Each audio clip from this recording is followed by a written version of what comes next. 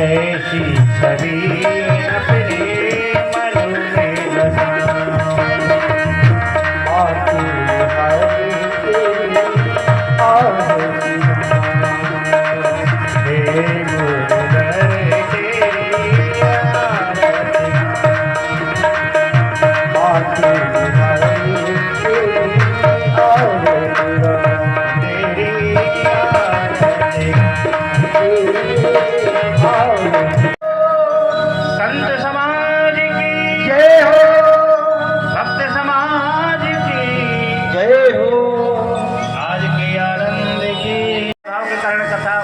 सूक्ष्म रूपेण एक श्लोक का ही व्याख्या की गई। घूमने गया, उसने स्वाद कर लिया अनार का रस कैसा होता है, तो एक बार जरूर पिएगा अगर उसके पास रुपया है, क्योंकि मीठा होता है, जान गया इसका स्वाद ऐसा होता है। अब कभी ना पिया हो, किसी से कहा चलो भैया अनार का रस पी लो, बोले कितने रुपया गिलास, बोले 80 रुपया गिलास है, बोले क्यों हम इतना रुपया खर्च करें, ना पता ऐसा ना हो हमें अच्छा ना लगे फेंकना पड़े। इसी प्रकार भागवत वास्तव में अगर किसी ने सुनी है तो सच्चा श्रोता उसे कहते हैं जो कभी ये ना कहे हमने तो बहुत कथाएं सुनी है। जिसने ये कह दिया हमारे यहाँ पे मोटाग्राम में हमेशा कथावाचक आते रहते हैं, तो समझ लो उसने कुछ नहीं सुना, क्योंकि कथा सुनने वाला तो ये कभी नहीं कहता, वो दौड़ा चला आता है। बोलो गोविंद भगवान की। जब मैं इंगोटा में आया मुझे पता चला कि यहाँ 3 महाराज कथाएं हो रही है, तो बड़ी प्रसन्नता हुई कि हम तो महाकुंभ में जा रहे हैं, गंगा यमुना सरस्वती तीनों बह रही हैं और उसके बीच में समस्त इंगोटा ग्रामवासी स्नान कर रहे हैं। बताइए महाकुंभ में 3 नदियों का समागम होता है, 3 ज्ञानमयी गंगा बह रही है। बोल कृष्ण कन्हैया की। आइए 2 बार कृष्ण नाम संकीर्तन और दिव्य कथा पर प्रवेश करेंगे।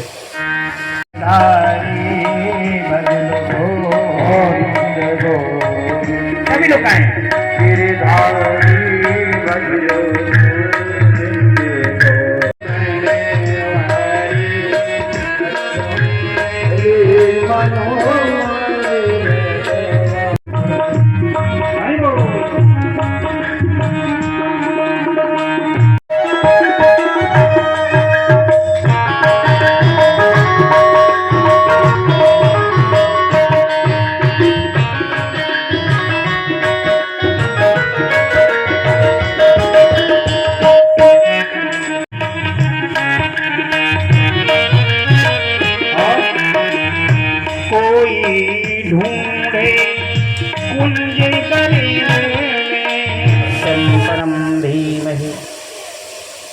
दूसरी बार किसकी वंदना की? दूसरे श्लोक में आया है। दूसरे श्लोक में उसकी वंदना की जिस वेद व्यास जी महाराज ने श्रीमद् भागवत ही लिख डाली, जिस भागवत को हम सभी लोग श्रवण कर रहे हैं। ध्यान दें, जब भी कहीं भंडारा पाने के लिए जाएं, जब भी कहीं कथा श्रवण करने के लिए जाएं, तो फिर 2 कारण होते हैं। कुछ तो ऐसे आते हैं कि हमारे पास निमंत्रण कार्ड आया है तो जाना पड़ेगा, नहीं फलाना ऐसा कहने लगे, देखो मैं तो रोज़ जाता रहा हूँ फलानी जगह भागवत भी, लेकिन हमारे में नहीं आया। कुछ ये दिखाने आते हैं, और कुछ श्रोता होते हैं जो दौड़े चले आते हैं, किसी के यहाँ भी कथा हो, चलो भाई आसन मिले तो बैठ जाएंगे वो, और नहीं मिलेगा तो ज़मीन में भी बैठ जाएंगे। वो नंबर 1 के श्रोता हैं। अब कुछ ऐसे आते हैं, चलो देखाएं व्यास जी की नाक टेढ़ी है कि मुंह टेढ़ा है कि उनके संगीतकार टेढ़े हैं कि उनकी मंडली टेढ़ी है कि अच्छी है। बोलो गोविंद भगवान के। 3 प्रकार के श्रोता होते हैं ना, श्रोता, सोता और श्रोता। श्रोता कैसे होते हैं? श्रोता वो होता है जो कथा को दिन में सुनता है और घर में जाके उसका चिंतन करता है कि क्या कथा में बोला गया था, वो सही बोला है, कैसा बोला है, उसका अनुकरण करें। अगर कोई शंका हो रही है तो उसको कागज में, पत्र में लिख लो, क्योंकि मंच के पंडाल में खड़े होने का अधिकार नहीं होता किसी को। लिख लो और कल के दिन अब आओ तो व्यास जी को पकड़ा दो, महाराज ये बोला था, ये कैसे बोला गया, क्या है इसका, उसको आप सिद्ध करके दिखाइए। तो उसको मंच के माध्यम से हम सभी लोग उसका निराकरण करेंगे गुरु कृपा से। दूसरे श्लोक में वंदना की वेद व्यास जी के पुत्र सुखदेव जी की। सुखदेव जी का नाम पहले लिया। यम कृत्यम पायनो। गुरु क्यों बनाए जाते हैं? गुरु दीक्षा दी जाती है। गुरु से समस्या को सुनाइए और बस गुरु से एक बार सत्संग करा दीजिए पुत्र का। ऐसा कृपा, ऐसी प्रयास कीजिए कि गुरु कृपा उस पर हो जाए। गुरु के पास वो बैठने लगे, संतों के पास बैठने लगे तो जो कुचाल आपके पुत्र में है वो चाल सीधी हो जाएगी, सुधर जाएगा। बोलो गोविंद भगवान की। यम प्रप्रजंत मन पेतमपेत में रेता का एक छोटा सा टिकरा टाइप का निकल आया था, उसी में वेदव्यास जी का जन्म हुआ। पाराशर महामुनि के पुत्र। जब वेदव्यास जी महाराज द्वीप में आए तो उनका नाम हो गया द्वैपायन। बोल द्वैपायन महाराज की। उनके पुत्र ने जब जन्म लिया तो जंगल की ओर चले गए और जंगल में बैठकर भजन करने लगे। ओम नारायण नमः, ओम नारायण नमः, ओम नारायण नमः, ओम नारायण नमः। वेदव्यास जी महाराज जान गए कि अब तो इसकी आंखें बंद हो गई, भगवान पर तल्लीन हो गया, अब ये जाने वाला नहीं, सो लौट गए। तो ऐसे महामुनि सुखदेव जैसे परमहंस बालक को, गुरु को प्रणाम करते हैं। बोलो गुरुदेव भगवान की। पहला श्लोक महात्मा का। दूसरा श्लोक। तीसरे श्लोक में हम लोग कहाँ पहुँचेंगे? मैं निःशुल्क आपको पूरे भारत भूमि के तीर्थों की यात्रा करा दूंगा भागवत के माध्यम से। वही तो भागवत है। अब हम लोग चलें कहाँ चलेंगे? आप लोग भी नैमिषारण्य। अब नैमिषारण्य पहुँचेंगे तब कथा का प्रकट होगा। तो श्लोक आया है कि नैमिषे सूतमासीन अभिवाद्य महामतिम कथामृत रसास्वाद कुशलः सौनिको अब्रवीत।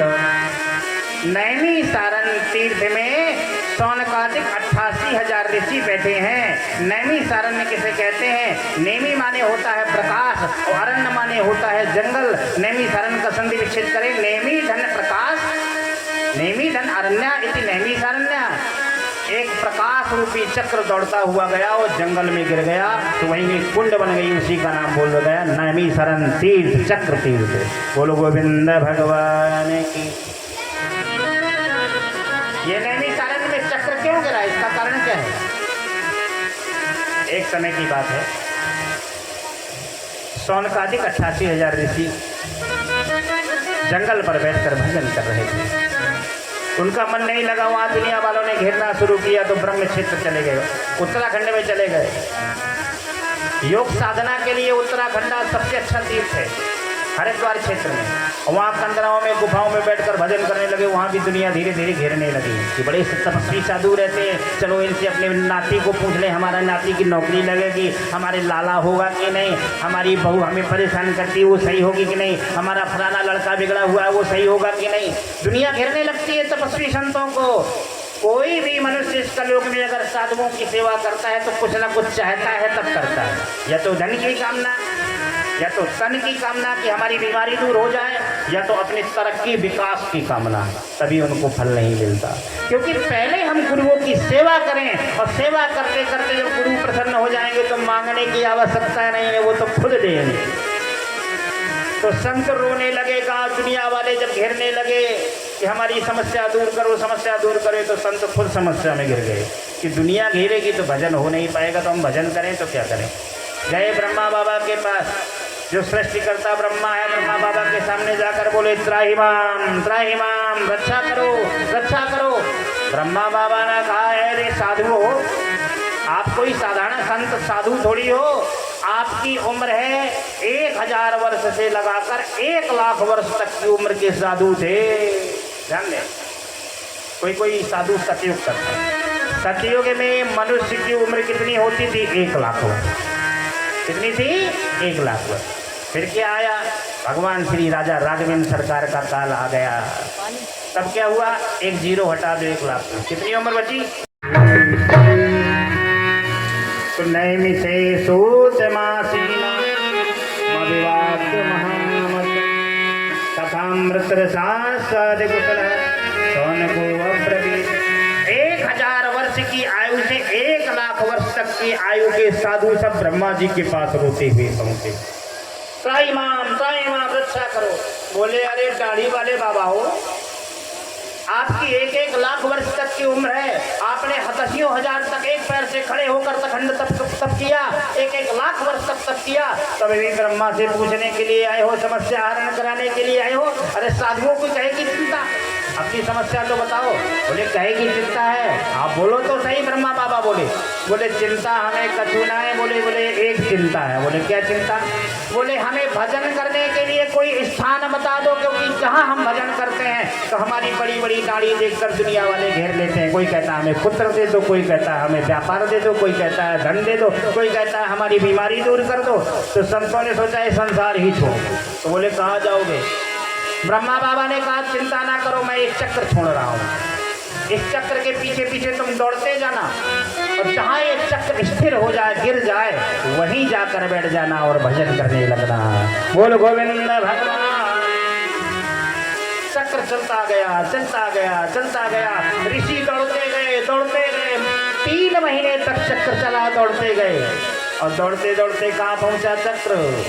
सीतापुर जिले में नैमी सारण्य। वो प्रकाश, नैमी माने प्रकाश, एक अरण्य वाले जंगल में जाता हुआ घूमता हुआ धड़ाम से गिरा। धरती हिल गई, मानो आकाश ही फट गया हो। वो जल से गिरा तो बड़ी सी कुंड खुद गई, उसी का नाम हो गया चक्रतीर्थ। और शायद आप सभी लोग दर्शन कर चुके होंगे, बूढ़े बाबा लोग। को मिटाने के लिए लिखा है कोटि सूर्य समप्रभ, आप करोड़ों सूर्य के बराबर प्रकाश देने वाले हैं। बोलो गोविंद भगवान की। पीति सौनक चित्ते है तो आत्मी विचारता, सर्व सिद्धांत निष्पन्नम संसार है नाशनम। बोले महाराज दूसरा प्रश्न ये है, दूसरी शंका ये है कि हमेशा हमें मृत्यु का भय सताता रहता है। अच्छा ध्यान दें, इसी स्थान पर कोई पत्थर पीछे धम की आवाज में गिर जाए तो सब श्रोताओं का मन वहीं पहुंच जाए। तब सोता है यहाँ से कान हटा देंगे, पहुंचेगा वहां, क्या हुआ कहीं ऐसा तो नहीं कोई चला नहीं गया? अरे पागलो, अरे दीवानो, आपको पता नहीं कि जिस गोविंद की शरण में बैठे हो वो गोविंद आपकी रक्षा कर रहा है, पहरा दे रहा है। बोलो गोविंद भगवान की। आपका मन जब भगवान के चरणों में लगा हुआ है तो भगवान भी तो आपके यहाँ जिम्मेदारी निभा रहा है कि मेरे बालक यहाँ बैठे हुए हैं। तो बोले महाराज मृत्यु का भय सबको सता रहा है, थोड़ा सा तिनका दौड़ता हुआ आता है, आंखी के अंदर गया तो झट से आंखें बंद हो जाती हैं, आंख न फूट जाए, हर प्रकार की। प्रभु इस मृत्यु के भय को छुड़ाओ, संसार भय नाशन। ये संसार का भय क्यों सताता है? तब उन्होंने कथा को प्रकट किया। क्या कहा? पाल प्याल मुखग्रास तास निर्नाश हेतवे श्रीमद्भागवतम शास्त्रम कलौ तीरेण भाषितम। भागवत कोई कहानी का विषय नहीं है, संस्कृत श्लोकों का विषय है। पीतजनों, काल व्याल मुखग्रास, हर मनुष्य काल रूपी व्याल बने होता है। सर्प के ग्रास बना हुआ है, सर्प के मुख का टुकड़ा बना हुआ है। हम लोग कहाँ बैठे हैं? ध्यान दें, हम लोग कहाँ बैठे हैं? काल के मुख में। हम लोग मृत्यु के मुख में बैठे हैं। जैसे बरसात में मेंढक निकलते हैं, सर्प भी निकलते हैं। सर्प ने एक मेंढक को खा लिया और मेंढक को उठा के मुंह में रख लिया, क्योंकि मेंढक बड़ा सा होता है, सर्प का मुंह भी छोटा सा होता है, तो एकदम तो खा नहीं लेगा।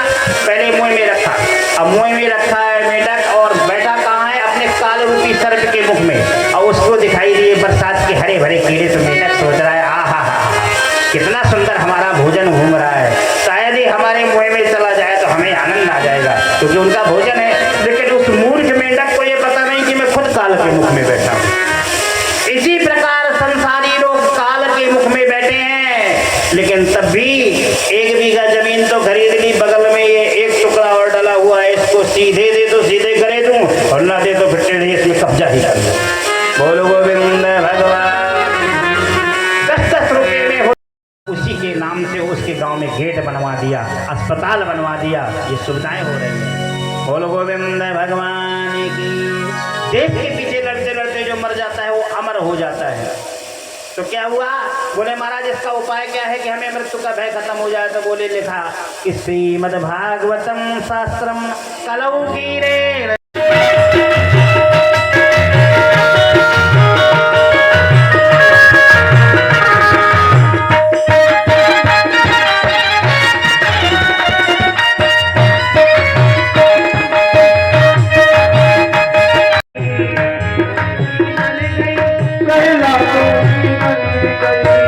ध्रुव जी की बन गई, प्रहलाद की बन गई,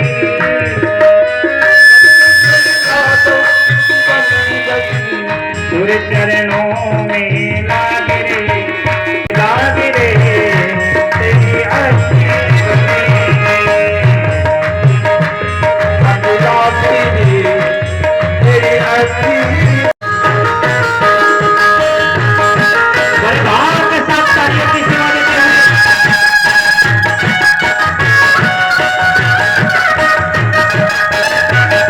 तेरी अच्छी तेरी अच्छी जाकर देखूं।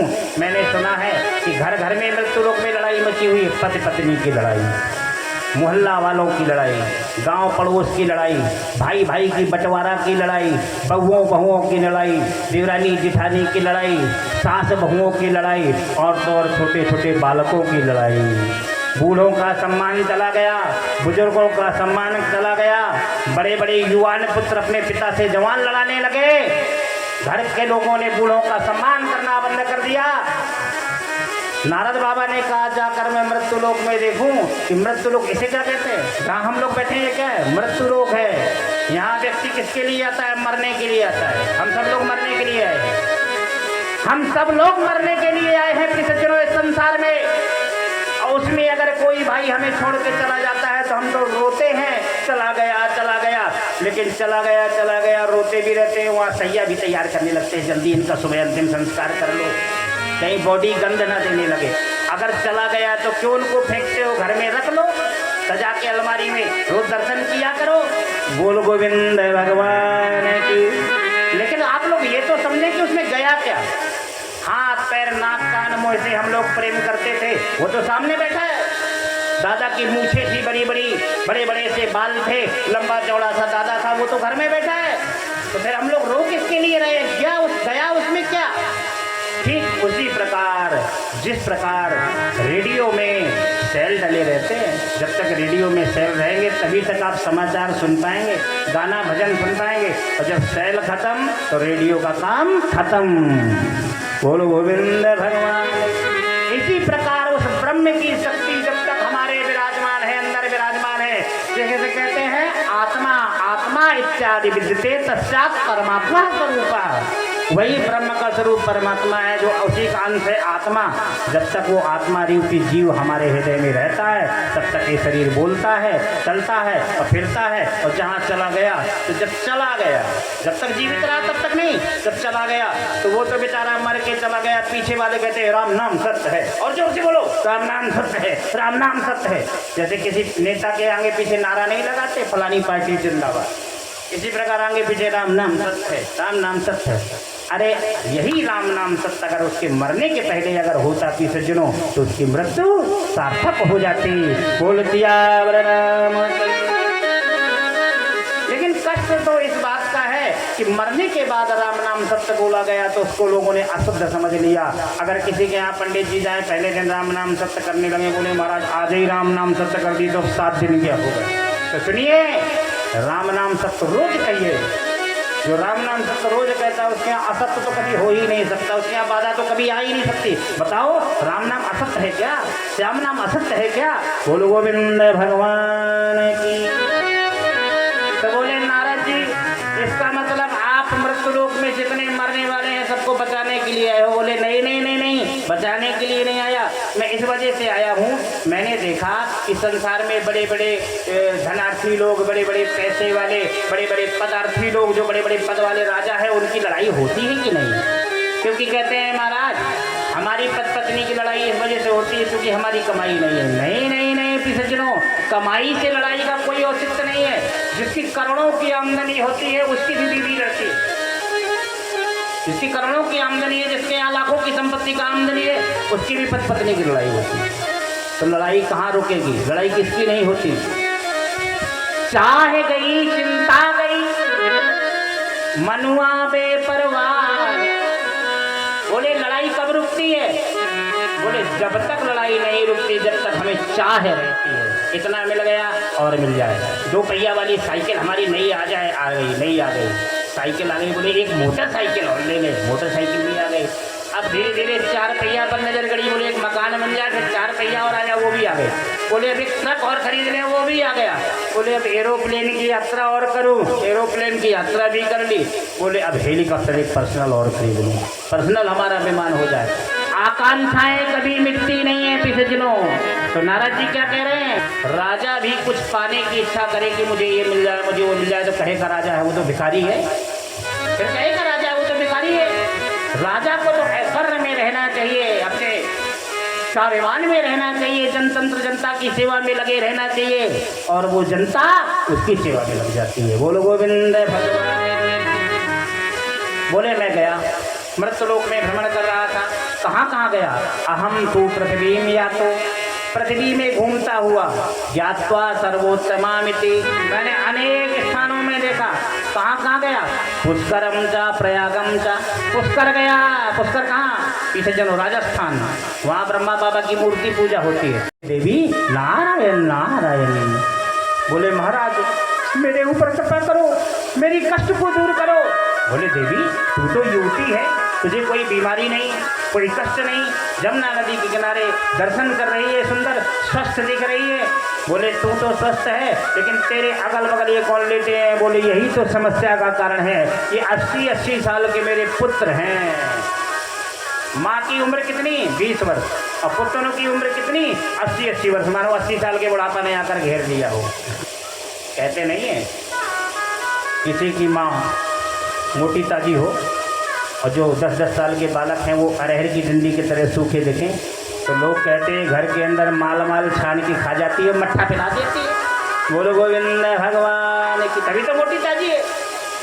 नहीं नहीं, ऐसी बात नहीं है। जब उनको बुढ़ापा ने घेर लिया, पुत्रों को चल नहीं पा रहे, बेहोश होकर गिर गए, ऐसा लगा मानो प्राणांत ही अटका है, केवल प्राण ही अटके हैं, प्राणांत होने वाला है। बोले मेरी चिंता को दूर करो, चरणों को पकड़ लिया। बोले महाराज मैंने सुना है कि संत तरस जी में पातक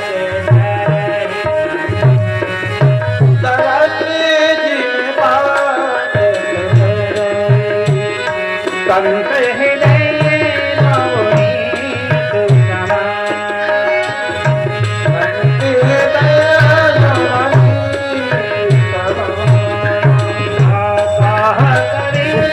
और ज्ञान वैराग्य बुढ़ापा आकर घेर लिया था, सब पुष्ट हो गए, साथ में नचने लगे।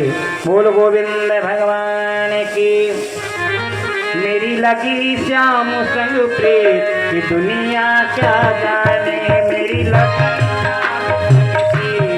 दुनिया क्या जाने। मुझे मिल गया, मुझे मिल गया, मुझे मिल गया मन का दुनिया क्या जाने।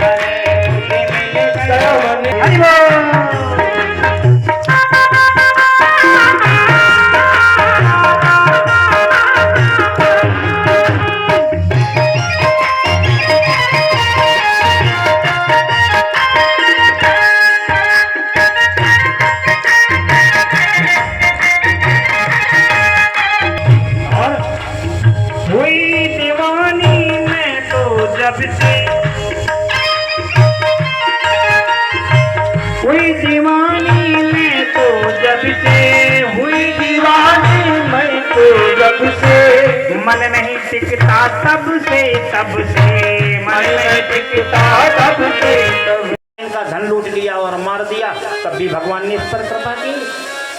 बोले वाह, बोले महाराज ये कथा थोड़ा विस्तार से बताओ। और दुनिया वालों को अगर ऐसे कथानक मिलने लगे तो बड़े ध्यान से सुनते हैं। बोलो गोविंद भगवान के। बोले महाराज वो ब्राह्मण कौन था? तो एक समय की बात है, तुंगभद्रा तटे पूर्वं भूत पत्तनम उत्तमम यत् वर्णा स्वधर्मेण तत् सत्य कर्म तत्परा। एक सत्कर्म पर चलने वाले, सतमार्ग पर चलने वाले तुंगभद्रा नदी के किनारे एक उत्तम नगर बसा हुआ था। एक आत्मदेव पंडित जी रहते थे, कानकुब्ज ब्राह्मण थे। कानकुब्ज कहते नहीं हम लोग कौन है? कानकुब्ज ब्राह्मण, कानकुब्ज ब्राह्मण थे। उनके पुत्र का नाम था धुंधकारी। तो बोले महाराज धुंधकारी था, इसका नाम धुंधकारी क्यों हुआ? ये मदिरा क्यों पीने लगा? वैश्यागमन क्यों कीने लगा? क्यों करने लगा? चोरी क्यों करने लगा? कि इसके पास धन नहीं था? बोले बहुत सारा धन था। ये आत्मदेव पंडित जी की 50 गाँव में यजमानी थे। 50 गांव में जिसकी यजमानी हो तो उसके यहाँ धन की कमी नहीं रह जाती किसी को। 50 गांव में जिसके यजमान हो, आज सत्यनारायण, कल शादी, कल बहू का आगमन, कल गृह प्रवेश, कल फलाना ढिकाना। पंडित जी के यहाँ की धन की कोई कमी नहीं। पंडित जी की उम्र कितनी हो गई? 65 वर्ष। अब पंडित जी की 65 वर्ष की उम्र हो गई, कोई संतान नहीं, ना बालक ना बालिका। कोई बात नहीं, अगर संतान ना हो तो मनुष्य ये करता है, गाय पाल लेता है, घर परिवार के बच्चों को पाल लेता है, मोहल्ला पास पड़ोस के गरीब बालकों को पाल लेता है और उसी में अपना जीवन यापन करने लगता है। चलो यही मेरे बालक हैं। लेकिन समस्या ये खड़ी हो गई कि जिस गाय को वो जल पिला देते हैं उसने बच्चा देना ही बंद कर दिया। जो गाय उनके यहाँ अन्न ग्रहण करती है, भूसा चारा खाती है, उसने बच्चा देना बंद कर दिया, बांझ हो गई। उनकी गाय के भी बछड़ा नहीं। कोई बात नहीं, अब गाय के बछड़ा नहीं तो कोई बात नहीं, लेकिन समस्या ये खड़ी हो गई कि जिस वृक्ष में वो जल डाल देते हैं वो वृक्ष फल देना बंद कर देता है, उसकी पत्तियां सूख के गिर जाती हैं। तुलसी का वृक्ष भी उनके घर का सूख गया। अब दुनिया वालों कहने लगे, दुनिया वाले वो तो पापी ब्राह्मण है, कुचाली पंडित जी है, इस वजह से ऐसा हो रहा है क्योंकि दुनिया के मोह को कोई रोक नहीं सकता। सज्जनों, ब्रेक नहीं है दुनिया के मोह में। गाड़ी में तो आप ब्रेक सुधराते हैं, ध्यान दें। गाड़ी में अगर ब्रेक खराब हो जाए तो सबसे पहले ब्रेक सुधराते हैं, कहीं ठुक ना जाए। साइकिल की ब्रेक खराब हो जाए, साइकिल की ब्रेक को सही कराते हैं। मोटरसाइकिल की ब्रेक खराब हो, ब्रेक जरूर सही कराएंगे, इंजन चाहे भले ही कमजोर हो। लेकिन मनुष्य की ब्रेक को कोई सही नहीं कर पाया। बोलो गोविंद भगवान की। इसके लेतर हमेशा खिदे रहते हैं, कभी भी किसी से ठुक जाते हैं। बोलो गोविंद भगवान की। बोले मनुष्य में अगर ब्रेक होते हैं तो किसके होते हैं? बोले उन साधु संतों के ब्रेक होते हैं जो कभी किसी को अपनी वाणी से अपमानित नहीं करते। वाणी ऐसी बोलिए कि मन का आपा खो। पंडित जी के 50 गांव में यजमानी, कोई संतान नहीं। एक दिन जब गांव वालों ने अपमानित करना शुरू किया, पंडित जी की संतान ही नहीं हो रही, दुनिया को पुत्र होने का प्रसाद दे रहे हैं। दुनिया की माताओं को कहते हैं जो अपने बहू को फल खिला देना, उसके बालक हो जाएगा, तुम्हारी नाती हो जाएगा। स्वयं पंडित जी की संतान नहीं है। पंडित जी ने आज अपमानित होने के कारण हाथ में लिया जल, संकल्प ले लिया भगवान के सामने कि या तो पुत्र प्राप्त करने का आशीर्वाद लेके आऊंगा भगवान से, और या तो जंगल में प्राण देकर चला आऊंगा। चलने लगे, चलते गए, चलते गए, चलते गए, और जैसे जंगल में पहुंचे वह सर पटकने ही पाले थे, पत्थर की शिला पर भगवान का भजन कर ही रहे थे। महीनों बीत गए, महाराज रक्षा करो, रक्षा करो, रक्षा करो। साधु ने कहा तुम्हारे जैसा तेजस्वी तपस्वी ब्राह्मण जिसकी 50 गांव में यजमानी हो, 50 गांवों में जो कथा सुना रहा हो, हजारों जिसके लाखों चेला हो, लाखों चेलाओं को जिसने बाबा साधु बना दिया, सबकी समस्या का हरण करता है, वो मेरे चरणों में डला है। क्या चाहते हो बाबा जी, क्या चाहते हो ब्राह्मण देवता? बोले महाराज दुनिया की समस्याओं को तो मैंने हरण किया है, लेकिन कहते हैं कि डॉक्टर की दवा स्वयं डॉक्टर पर कभी काम नहीं करती। बोलो गोविंद भगवान की। बड़े बड़े MBBS डॉक्टर जब बीमार हो जाते हैं तो वो दूसरे हॉस्पिटल में जाकर ही उसकी बीमारी सही होती है, अपने हॉस्पिटल में कभी नहीं होगी। और हम लोग उस डॉक्टर के यहाँ सही हो जाते हैं। पंडित जी ने कहा कि हमारी बीमारी सही नहीं हो रही। बोले आपकी बीमारी क्या है? बोले महाराज मुझे पुत्र चाहिए, पुत्र चाहिए, पुत्र चाहिए। बोले बस पुत्र की कामना कर रहे हो, बस इतनी सी बात।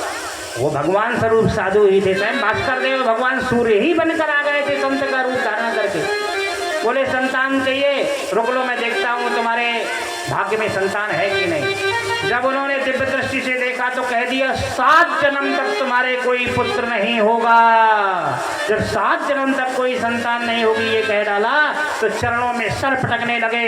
बोले अगर संत जी ऐसा है तो बाबा जी या तो मैं रहूंगा या तो मेरे प्राण ही चले जाएंगे। अगर आप मुझे बचाना चाहे तो अभी वरदान दो, नहीं मैं यहीं आपके चरणों में सर पटक पटक के प्राण दे दूंगा। अब बाबा जी फंस गए। बाबा जी कपने लगे कि हे भगवान अगर हमारे चरणों में इसने सर पटक पटक के प्राण दे दिए तो हमें ब्रह्म हत्या ना लग जाए, हमारी हो जाएगी रिपोर्ट से हम और जेल में चले जाएंगे। अच्छी आफत आ गई। साधु जी ने कह दिया संत वचन पत्थर की लिखा। उन्होंने हाथ में जल लिया और कह दिया जाओ मैं ये आशीर्वाद देता हूँ। भगवान भास्कर का ये आशीर्वाद है। भगवान भास्कर का ध्यान किया, उसी जल के मध्य हस्त गद्दी में हस्त कर कमल में फल आ गया। उस फल को अम्र के फल को दे दिया, जाओ ये अपनी पत्नी को खिला देना और जैसे तुम्हारी पत्नी खाएगी तो 9वें महीने में उसके सुंदर बालक का जन्म होगा। बोलो गोविंद भगवान। संत जी प्रसन्न हो गए और वो संत भगवान अंतर्ध्यान हो गए। और यहाँ सज्जनों आप देव पंडित जी चले आए। जैसे घर में आए पहुँचे बड़े प्रसन्न हैं। देवी सुनती हो बहुत बड़ी कृपा हो गई हमारे ऊपर, अभी तक कोई संतान नहीं थी, अब हमें संतान का आशीर्वाद प्राप्त हो गया है। अब 9वें महीने बाद तेरे बालक होगा। देवी ने सोचा, बोले नंबर 1 के झूठे हो, रोज हमें भगवान का चरणामृत पिलाते थे, कहीं कुछ करते थे, अब तक तो कछु भय होना है। 50 साल हमारे हो गए और 65 साल के आप हो, हमसे 15 साल बड़े हो। 65 साल में बुढ़ाते में कहीं कोई लाला होता है। बोले इस फल को तू खा लेना, वास्तव में तेरी संतान होगी। ऐसा हमें संत जी ने, भगवान स्वरूप संत ने ही आशीर्वाद दिया है। देवी ने पंडित जी यहाँ वहाँ हुए तो गाय को खिला दिया फल और बगल वाली बहन का पुत्र कह दिया कि बगल वाली बहन से कि आज से 9वें महीने बाद तेरे बालक होना है। और मेरे मायके में है विवाह का कार्यक्रम, मेरी बहन की है शादी। अगर मेरे पुत्र आ गया तो घर की सासुएं तुरंत मना कर देती हैं अपने पुत्र से कि अपनी बहुरिया को जाने न देना। कोई नहर या नाला नाकेगी तो कहीं ऐसा ना हो बालक पर भूत की छाया पड़ जाए, बड़े मुश्किल में तो गर्भ में लाला आया है तो मुझे जाने को नहीं मिलेगा। तो ऐसा करो ये फल खिला दो गाय को, गाय के होगा जो होगा। अब बगल वाली बहन से कह दिया तेरे है धन की कमी, 8 बालक है, 9वां होने वाला है, तुझे बहुत सारा धन दूंगी, तू धीरे से बालक दे जाना। पेट की साड़ी में कपड़े बांध कर सज्जनों मोटा सा पेट बनाए रही, पंडित जी से दूर रही। बोले हमारे गर्भ आ गया। 9वें महीने में जब बालक हुआ धीरे से चोरी में बालक ले लिया। भोले भाले पंडित जी जिस दिन से गर्भवती बताया देवी ने, तब से उन्होंने देखा ही नहीं, भगवान का भजन करते रहे। और देवी ने जाकर कहा महाराज की जय हो, महाराज आपके घर में सुंदर बालक का जन्म हुआ है। पंडित जी उछल गए, नचने लगे, वाह बुढ़ापे में मेरे यहाँ संतान हो गई। लेकिन वो बालक असली उनका नहीं है, वो तो सज्जनों बगल वाली बहन का बालक है। और जो असली भगवान का जो प्रसाद था संत भगवान का, वो गाय को खिला दिया। ठीक सज्जनों 2 दिन बाद उनके यहाँ भी जन्म हुआ, गाय की गोंद से उस बालक का जन्म हुआ, उसका नाम हुआ गोकर्ण। बोल गोकर्ण महाराज की, बोल राधा रानी की। कहते हैं कुछ शकुन होते हैं, कुछ शकुन और शुभ संकेत हुआ करते हैं। किसी के यहाँ भागवत हो रही हो, उसके घर में या तो गाय के बछड़ा हो जाए या बहू के बालक या बालिका का जन्म हो जाए, तो उसके घर में ये समझ लो साक्षात भगवान आ गए। मेरी कथा हो रही थी लालपुर औरंगाबाद में, अकबरपुर क्षेत्र आपने सुना ही है, कानपुर के पास। तो लालपुर औरंगाबाद में एक यादव जी के यहाँ ही कथा हो रही थी। वो हमारे सरकार स्वामी के परम भक्त हैं बाके बिहारी यादव। उनका पुत्र विशिष्ट बीटीसी में सिलेक्ट हुआ था, बहुत गरीबी से उन्होंने जीवन यापन किया था। लेकिन वो बालक इतना होशियार था और इतना पढ़ने में तेज था कि उसको संतुष्टि नहीं हुई कि मैं मास्टर बना, इतना पढ़ाई करके तो क्या मतलब। तो उसने सोचा कि मास्टर तो मैं हूँ ही। वहाँ जाकर वो धीरे धीरे अपना अधिकारियों से मिलकर रुपया पैसा देकर पीसीएस की तैयारी करता रहा। धीरे धीरे सज्जनों यहाँ मास्टरी भी करता रहा, वहाँ इलाहाबाद में पढ़ाई भी करता रहा। पीसीएस सिलेक्ट हो गया। क्यों? उनके यहाँ भागवत हुई थी तो पहले दिन गाय के बछड़े का जन्म हो गया था और 7वें दिन बहू के लाला हो गया था। जब लाला हो गया तो बाके बिहारी यादव रात हमारे पास आए। बोले महाराज आपने ऐसी कथा सुनाई है कि पहले दिन गाय के बछड़ा हुआ था, 7वें दिन बहू के लड़का हो गया, अब हवन कैसे हो गया? तो हमने गंधर्वा सरकार को मिलाया फोन कि बोले महाराज जी बड़ी धर्म संकट की स्थिति है। 7वें दिन कथा समाप्त हुई है, रात में लाला हो गया बहू के। उन्होंने कहा जिस घर में 7वें दिन किसी भी बालक या बछड़े का आगमन होता है या बचिया का आगमन होता है तो पिछले वो कथा सफल हो जाती है। हवन कराओ और भंडारा करो, कोई सोबर सूदक नहीं। बोलो गोविंद भगवान। आज की डेट में आप पता करिएगा पिछजनों कहाँ भोजन के लाले पड़े थे। वही मास्टर बना था तो पहली सैलरी को एकत्रित करके उसने भागवत का संकल्प लिया था। आज वही पिछजनों लोअर पीसीएस अधिकारी है, जिस समय भोगनीपुर में पिछजनों पदस्थ है और उन्हीं के घर में प्रधानी है, उन्हीं के घर में बीडीसी है। बोल राधे राधे। बोल कृष्ण कन्हैया। गाय के बछड़ा हुआ गोकर्ण जी महाराज का जन्म हुआ। एक बार जोर से जयकारा लगा दे, बोलो गोकर्ण जी महाराज की। और जिस जो असली संत का प्रसाद पाया था उसको क्या किया, गाय को खिलाया तो गोकर्ण जी महाराज आए। और बहन का लड़का हुआ, वो बालक बड़ा होता गया, 1 महीने का हुआ, 2 महीने का हुआ, जन्म की खुशियां मनाई गई। छठी हुआ, पराव हुआ, धीरे धीरे पिछजनों 3 महीने का हुआ, 7 महीने का हुआ, 1 वर्ष का हुआ। 1 वर्ष का हुआ तो ये तो चलने लगा, लोग घुटनों में चलते हैं, ये तो दौड़ने लगा बालक, ऐसा अद्भुत बालक। बालकों के साथ खेलने लगा। धीरे धीरे 2 वर्ष का हुआ, बालकों के साथ खेलता है। किसी छोटे छोटे बालक को उठाकर कुएं में फेंक देता है, किसी के बड़े बड़े नाखून से प्रहार कर देता है, किसी के चबा लेता है, किसी के काट लेता है, किसी की नाक काट लेता है, किसी की कान विभेदन कर देता है, किसी के हाथ तोड़ डालता है, किसी के पैर तोड़ डालता है। पंडित जी के यहाँ रोज शिकायत पे शिकायत, महाराज अपने बालक को संभाल लेना, मेरे बालक को कुएं में ढकेल दिया, मेरे बालक के हाथ तोड़ दिए। धीरे धीरे 5 वर्ष का हुआ, जुआ खेलने लगा, पत्ता फेंकने लगा। कहते हैं प्रियजनों ताश करती है सत्यानाश। जानते ताश खेलने वालों, अगर आप ताश खेलते हैं तो जुआ जहाँ होता है, जुआ के बीच में आकर कलयुग बैठ जाता है। अगर पप्पू की मम्मी ने बताया कि बेटा चले जाओ, पापा बैठे हैं, बुलाया हो पापा को और ताश चल रहा है, तो समझ लो वो जो लप्पू हैं वो भी कलयुगी हो जाएंगे। जुए का असर हो जाता है। कलयुग आकर किस समय विराजमान हो जाए, क्योंकि तो ताश के बीच में बैठा होता है। बोलो गोविंद भगवान की।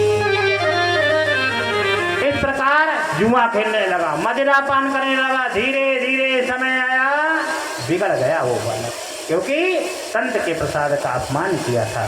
संत के प्रसाद को क्या गाय को खिलाया जाता है? बगल वाली बहन को पुत्र को ले लिया। धीरे धीरे 5 वैश्याओं को घर में ले आया। जब 16 वर्ष की अवस्था हुई, 5 वैश्याएं ले आया। वैश्याओं को सारी पंडित जी की कमाई को लुटा डाला, क्योंकि वैश्याएं धन की प्रेमी होती हैं। जब घर में नहीं बचा कुछ, अब वो वैश्याएं कहती हैं, हे पतिदेव धन लाओ, पैसे लाओ, नहीं हम घर छोड़ के चली जाएंगी। ऐसा उन वैश्याओं के प्रेम में फंस गया, आसक्त हो गया कि चोरी करने लगा।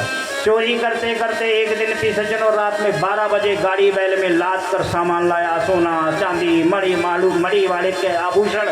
जब सोना चांदी हीरे मोती की चोरी करके लाया, गाड़ी लाद कर भरकर छकड़े में सामान, और जैसे दरवाजे में खड़ा किया, 5 बादशाहें प्रसन्न हो गई। हे प्राण प्रिय सुनती हो, अरे प्रेमिकाओं सुनती हो, देखो मैं कितना धन कमा के लाया हूँ।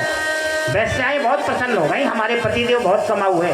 एक वैश्या बोली 5 वैश्याओं में कि सुन रही हो, पतिदेव हैं ठंडन गोपाल कछुनाए बचो, सब कुछ तो हम इनका खा गई, ये चुरा के लाए हैं, कहीं से चोरी करके लाए हैं, और शायद ये किसी राजा की चोरी करके लाए हैं। और राजा ने पकड़ा तो पूछा जाता है उस डकैत चोर से कि तुम्हारी गिरोह में कितने लोग और हैं, कितने सदस्य रहते हैं तुम्हारे गिरोह में? और इससे पूछा गया अगर सैनिकों ने मारा तो ये बताएंगे 5 वैश्याएं और है, तो हम भी पकड़ी जाएंगी। तो ऐसा करती हैं, रात में जब सो जाएं तो इनको रस्सी से जकड़ दो सोते हुए प्राणपति को, और मार दो और धन चुरा के ले चलो। जैसे सो गए तो सप्त अंगारस्य समूह देहास्तीति विभेदनम, तपती हुई लकड़ी से, जलती हुई लकड़ी का कोयला डाल कर भस्म कर दिया, मार दिया, प्राण ले लिए धुंधकारी के, और पिछजनों सारा धन चुरा कर चली गई। बोलो कृष्ण कन्हैया की। जब से 5 वैश्याओं ने मारा, ये धुंधकारी क्या हुआ?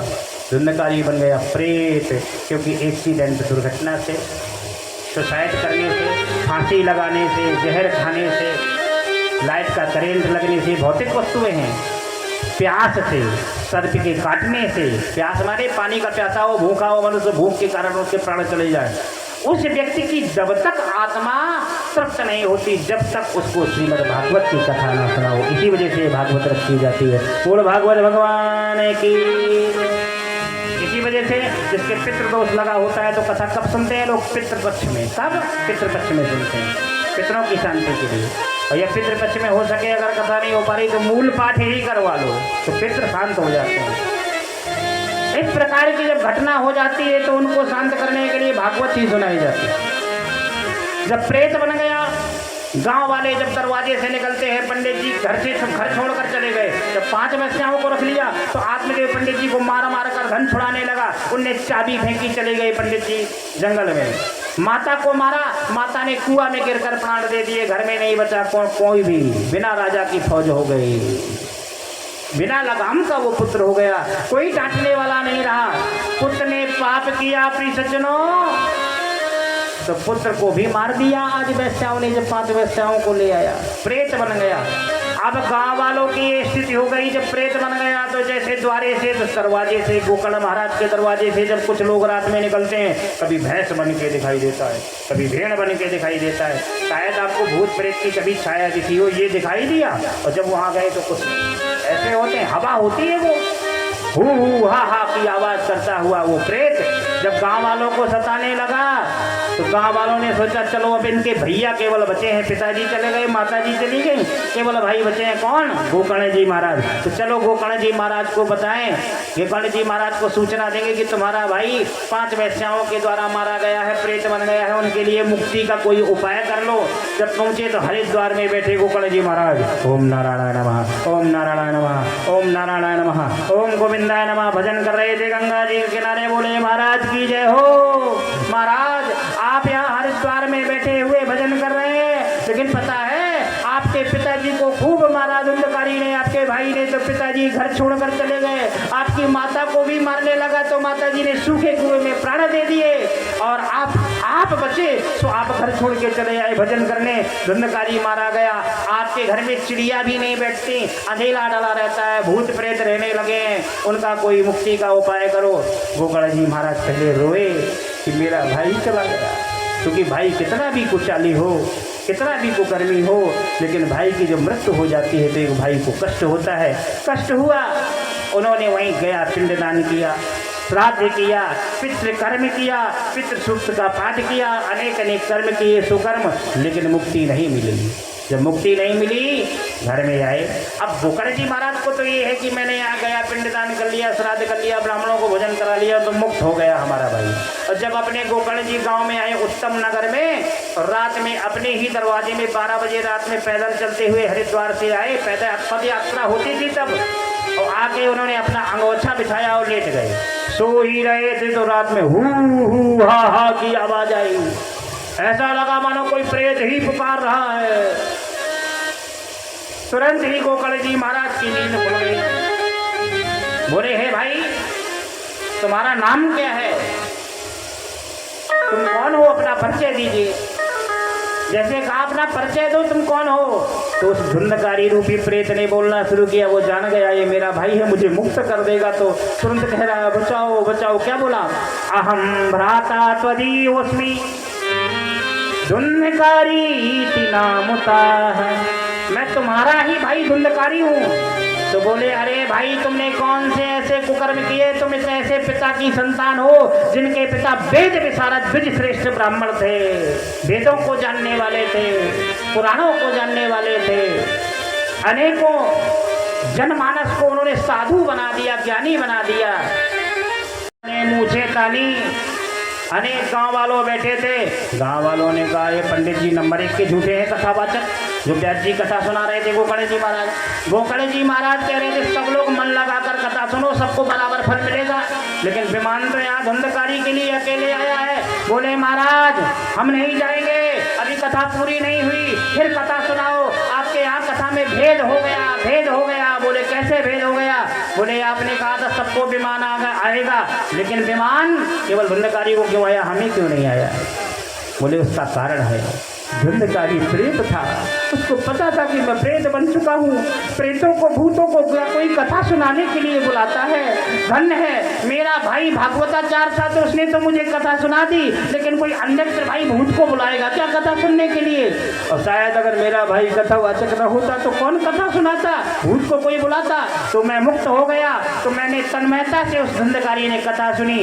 और भूत प्रेत का जो मोह होता है वो सुई की नोक के बराबर छेद होता है। प्रेत होता है सुई की नोक के बराबर छेद होता है।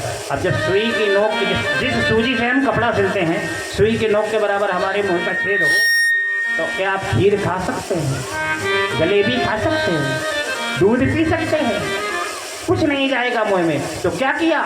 निराहारो कथा वाचनम सणु, निराहार रहकर कथा सुनी, हवा पिया, हवा भर पान करता रहा। क्योंकि हवा ऐसा एक तत्व है कि हवा कहीं से भी छोटे छोटे छिद्र पर शरीर में भी प्रवेश कर जाती है। हवा पीकर कथा सुना। और आप लोगों ने इस टाइम भी जलेबी, उस टाइम भी समोसा, उस टाइम भी पूड़ी सब्जी, प्रसाद, पनीर, पकौड़ी, कचौड़ी, कथा जो हो रही है, कथा सुनने जा रहे हैं, दोनों टाइम भोजन पाया। और भोजन करने के बाद शाम को टेलीविजन देखा। आजकल की स्थिति, उस समय क्या हुआ, श्रोताओं ने, जितने लोगों ने कथा सुनी, श्रोता में भी 3 प्रकार के श्रोता होते हैं।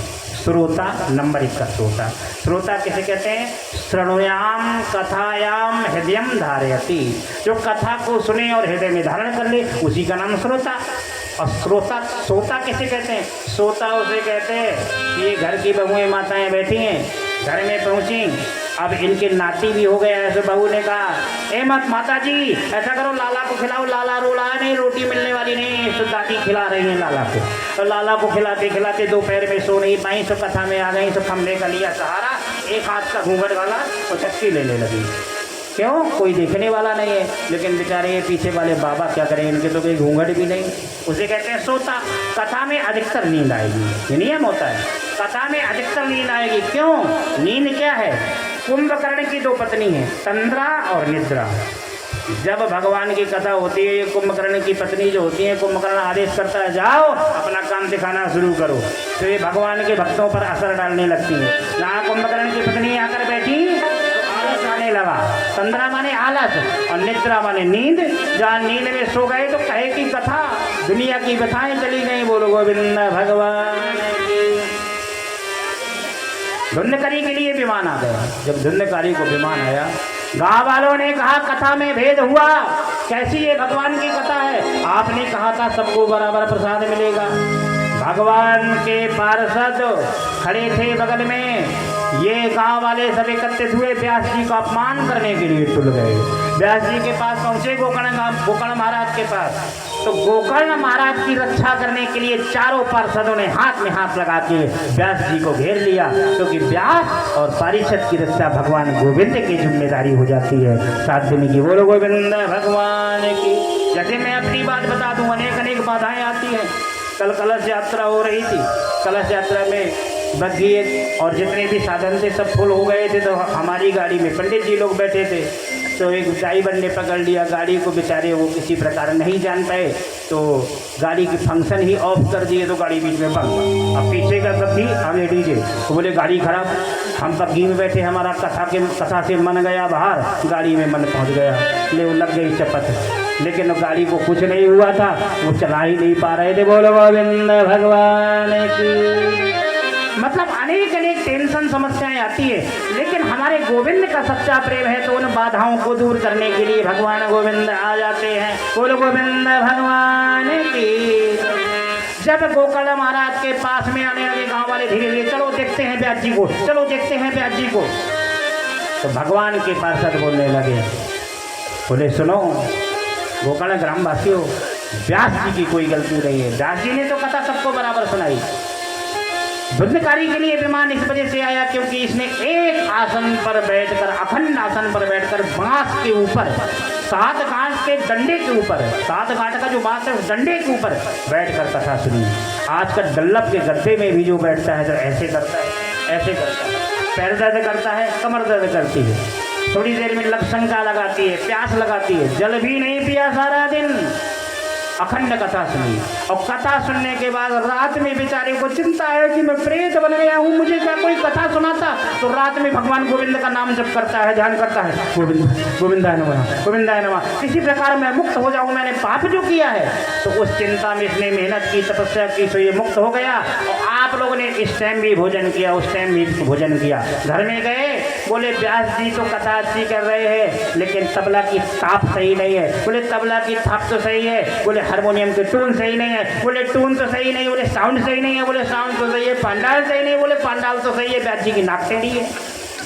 अनेक अनेक प्रकार की जब कमियां निकलने लगी, क्योंकि सोता और सरोता, तो पिछले कथा का फल चला गया। श्रोताओं ने कहा अच्छा तो हमें भी निराहार रह के कथा सुनना पड़ेगा। धुंधकारी ने कुछ नहीं खाया, तब उसको विमान आया। तो बोले हाँ आपको भी निराहार रहना पड़ेगा। फिर दोबारा 7 दिन तक कथा सुनाने का गोकर्ण जी ने संकल्प लिया। बोले ठीक धुंधकारी की तरह कथा सुनो। कथा होने लगी। 7 दिन समस्त ग्रामवासियों ने अन्न जल भी नहीं ग्रहण किया। चिंता है हमारे लिए भी विमान आए। सज्जनों लाखों 1,08,000 विमान उतर कर आ गए। बोले स्वागतम भोजनायाम, आइए पधारिए, स्वागत है आपका। प्रवेश होता है हम पधारियति, आइए सबका स्वागत है, पधारो। गोकर्ण ग्रामवासी सभी विमान में बैठकर, ध्यान दें बड़ी अद्भुत बात है। श्रोता में मनुष्य तो गए ही, साधु तो गए ही विमान पे बैठकर। चींटी भी चली गई, गधा भी चला गया, कुछ कुत्ता बैठे थे, कुत्ता भी कथा सुना करते थे, तो कुत्ता भी चतुर्भुजी रूप में वो भी चले गए। प्रमाण है इसका, बाद में मैं आपको दिखा दूंगा। पिछजनों चांडाल भी चले गए, खर भी चले गए, गधे भी चले गए, वो भी भगवान के धाम चले गए। बोलो गोविंद भगवान की। कोई कहे गोविंद, कोई मैं तो कहूँ ऐसे नहीं, सभी लोग बोलेंगे गोविंद गोपाल।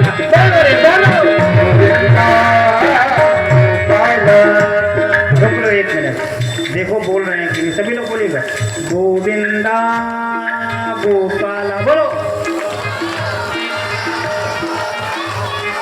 बोलो रे बोलो गोविंदा गोपाला। बोलो गोविंदा गोपाला। राधा ने श्याम कहा मीरा ने गिरधर, ऐसे नहीं भगवान।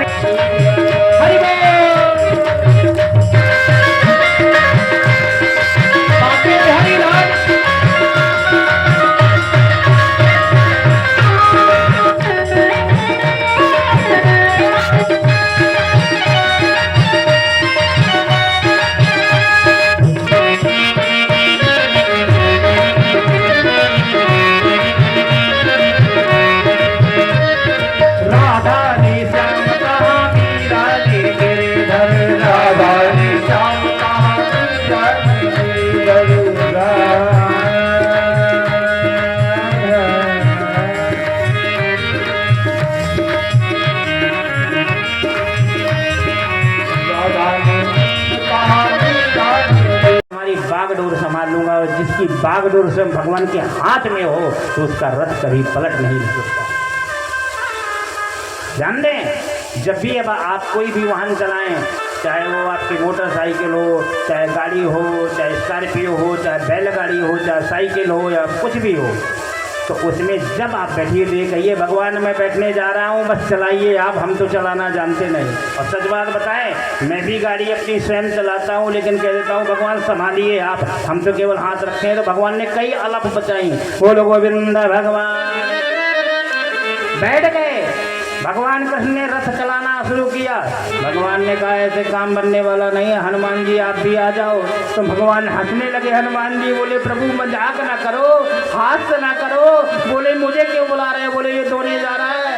हनुमान जी से कह दिया बिना आपके ये धोने वाला नहीं है। हनुमान जी जाकर ध्वजा पर विराजमान हो गए। जो रथ बना हुआ था, रथ था अर्जुन का, वो भगवान का, उसी में जाकर बैठ गए अर्जुन मालिक बन के बैठे हुए। भगवान रथ चलाने लगे, चलने लगा रथ। युद्ध हुआ, युद्ध चलता गया। 1 महीने हुआ, 1.5 महीने हुआ, 1 महीना 36 दिन तक युद्ध हुआ। पिछजनों और पांडवों की विजय हुई, कौरवों का सत्यानाश हो गया। बोलो गोविंद भगवान की। क्योंकि ये भगवान सहयोग करने वाले हैं, जिसके रक्षक भगवान है वहाँ कौन हरा सकता है। प्रियजनों, जब पांडवों की विजय हो गई, बचा कौन? दुर्योधन की सारी सेना मारी गई, दुर्योधन केवल बच गया। क्यों बच गया दुर्योधन? दुर्योधन क्यों नहीं मारा गया? दुर्योधन इस वजह से बच गया क्योंकि दुर्योधन को ये वरदान था कि तुम्हारी मृत्यु ऐसे नहीं होगी, तुम बड़े तपस्वी हो दुर्योधन। एक संत की इन्होंने बहुत बड़ी सेवा की थी, भूखे साधु को इन्होंने पेट भर भोजन कराया था। संत ने वरदान दे दिया था, बेटा दुनिया में तुम्हें कोई नहीं मारेगा, मांग लेगा जो मांगना हो मांग ले। तो बोले दुनिया में तुम्हें कोई नहीं मारेगा। इन्होंने मृत्यु का वरदान मांगा कि महाराज मेरी मृत्यु कभी ना हो, मैं पुष्ट हो जाऊं, मुझे अमृत योग प्राप्त हो जाए, मेरी कभी मृत्यु ही ना हो। तो बोले जब तक तेरी मृत्यु नहीं होगी, जब तक तुझे सुख और दुख एक साथ नहीं प्राप्त होगा। तू अगर हंसा तो हंसने के बाद तुरंत रो दिया तो तेरी मृत्यु हो जाएगी। सुख दुख जब एक साथ आ जाएगा तभी तेरी मृत्यु होगी। महाभारत में भी मृत्यु नहीं हुई। धीरे धीरे समय आया, एक बार दुर्योधन बैठा था बट वृक्ष के नीचे, सारे परिवार वाले मारे गए, बहुएं सती हो गई, तो पति मर गए तो सती हो गई, पतियों के साथ सती हो गई, अंतिम संस्कार में दाह संस्कार में सती हो गई। कुछ पतिव्रता स्त्री जो इनकी बची हुई है, प्रियजनों दुर्योधन की जो देवी है, वो आज अपने पुत्र वधुओं को देखकर रो रही है कि मेरे पति हैं, इस वजह से मैं सती तो हो नहीं सकती पति के रहते ही, मैं करूं तो क्या करूं, मुझे बहुत आत्मा में कष्ट हो रहा, मेरे नाती पोता सब मारे गए, अक्षौणी सेना मारी गई, कुछ नहीं बचा और पांडवों ने सारा राज्य छीन लिया। रो रहा था दुर्योधन, तो इतने में द्रोणाचार्य, गुरु द्रोणाचार्य का पुत्र अश्वत्थामा आया। अश्वत्थामा ने कहा, कहिए मित्र क्यों रो रहे हो? दुर्योधन से कहा, दुर्योधन के मित्र हैं अश्वत्थामा। दुर्योधन बड़ा प्रसन्न हुआ, बोले अरे आइए मित्र आइए, मुझे कष्ट इस बात का है कि दुर्योधन जैसा राजा, जिसके यहाँ भगवान की अक्षौणी सेना हो, लाखों की तादाद में जिसका परिवार बढ़ गया हो, आज उसके घर में एक दीपक जलाने वाला पुत्र नहीं बचा, सारे के सारे मारे गए। तो बोले क्या चाहते हो? बोले कुछ नहीं चाहिए, मेरी अंतिम इच्छा है कि जिसने मेरे परिवार का सत्यानाश किया है, उन कुंती के 5 पुत्रों का मुंड काट के ले आओ, उनका सर काट के मेरे चरणों में ले आओ, मैं तुझे ढेर सारा धन और आशीर्वाद दूंगा, मैं आत्मा से तुझे वरदान दूंगा। अश्वत्थामा ने कहा बस इतनी सी बात, मैं तुम्हारा मित्र हूँ।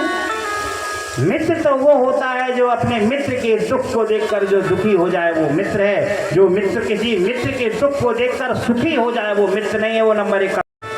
दुर्योधन को विश्वास नहीं था। दुर्योधन ने सोचा कि जब महाभारत के युद्ध में हम नहीं मार पाए उन 5 पांडवों को, तो ये मेरा मित्र कैसे मार देगा।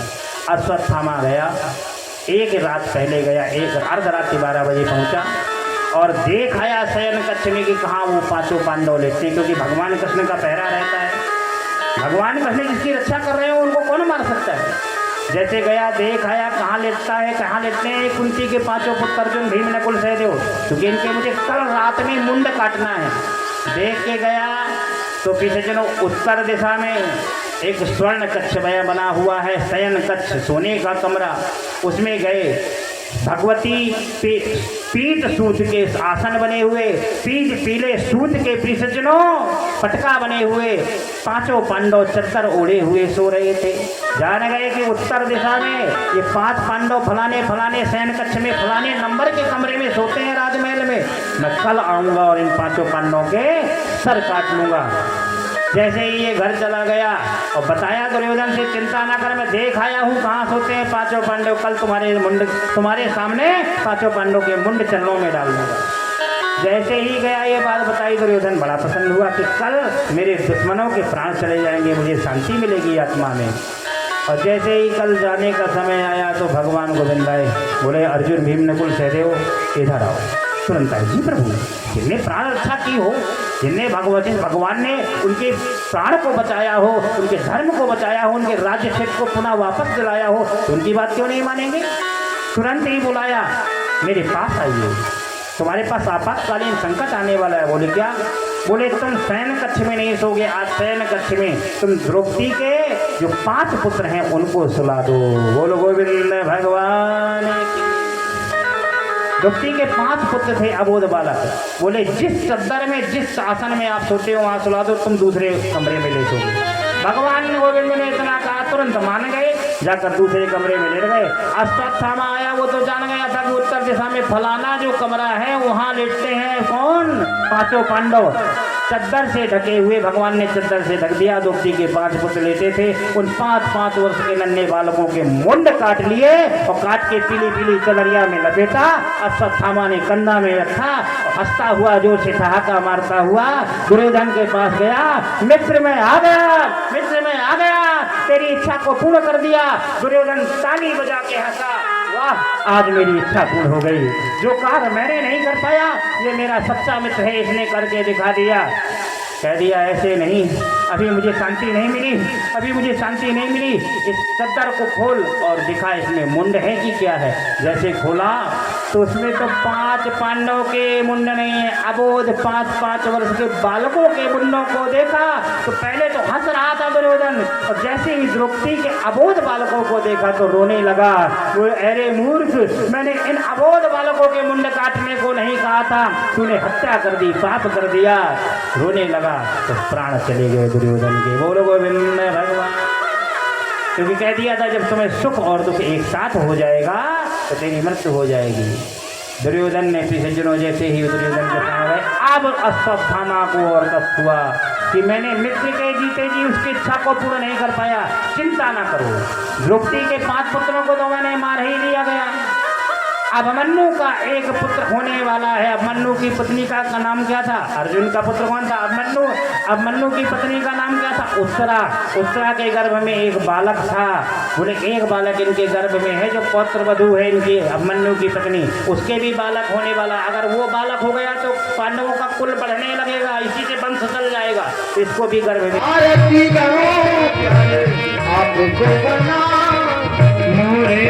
मनोहर तेरी आरती, मनोहर तेरी आरती। हरि बोल। तालियों के साथ बड़े भाव के बातें हरि लाल।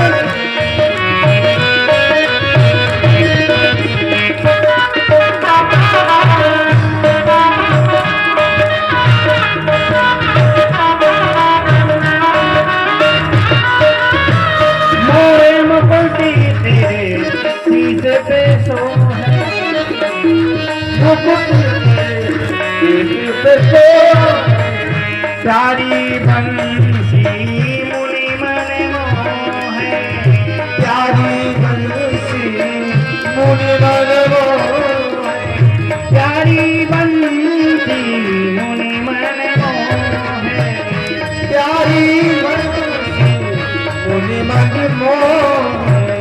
देख सभी तो बड़ी बड़ी बाकी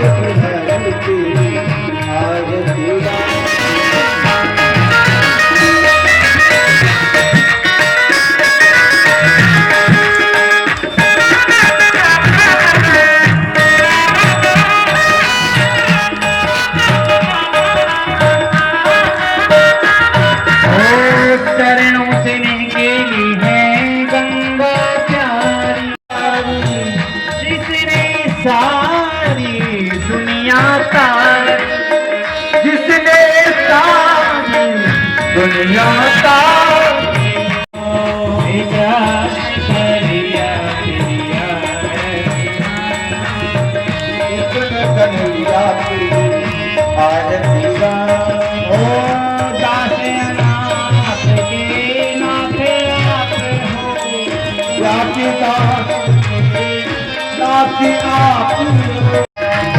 राम बाबा तेरी आरती, राम बाबा तेरी